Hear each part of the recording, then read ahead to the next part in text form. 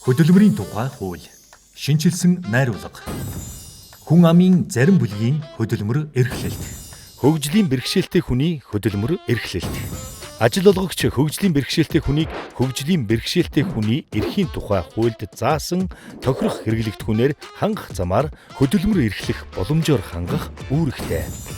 Өмчийн төрөл хэлбэрээс үл хамаарч 25 ба түүнээс дээш ажилтнтай аж ахуй нэгж байгууллага нийт ажлын байрныхаа 4%-аас доошгүй орон тоонд хөгжлийн бэрхшээлтэй хүнийг ажилуулна.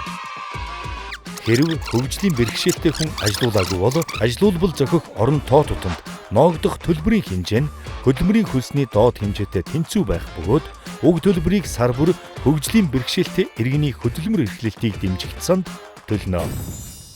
Хөгжлийн бэрхшээлтэй хүнийг асардаг ажилтан хүсэлт гаргасан тохиолдолд ажил олгогч түүнд гэрээсээ, зайнаас бүтэн бус цагаар ажиллах нөхцөлийг бүрдүүлэх боломжит арга хэмжээг авна.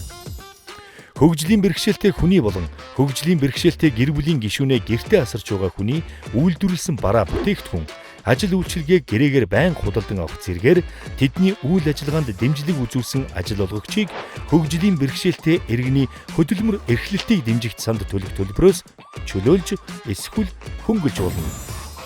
Хөгжлийн бэрхшээлтэй хүн тэтгэмж авч байгаа нь түүний цалин хөлсийг бууруулах болон бусад эрхийг хязгаарлах үндэслэл болохгүй. Ахмад насны хөдөлмөр эрхлэлт. Ахмад настан тэтгэвэр авагч хөдөлмөр эрхэлж болно.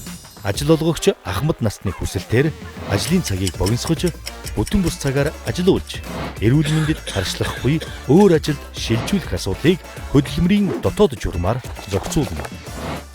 Ажилтан өндөр насны тэтгэвэр авч байгаа нь түүний цалин хөлсийг бууруулах болон энэ бусад эрхийг хязгаарлах үндэслэл болохгүй.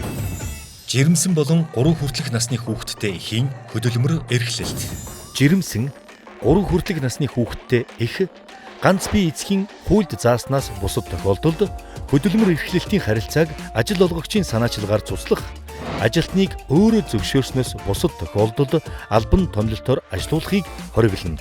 Амрах, хооллох завсарлагаас гадна хүүхдээ хөхүүлэх, асархад зориулан 6 сар хүртэлх насны хүүхэдтэй буюу 1 хүртэлх насны ихэр хүүхэдтэй эхэд 2 цагийн, 6 сараас 1 хүртэлх насны түүнчлэн 1 нас хүрсэн боловч эмнэлгийн дүгнэлтээр зайлшгүй асаргаа шаардлагадах хүүхэдтэй эхэд 1 цагийн завсарлага нэмж олгоно.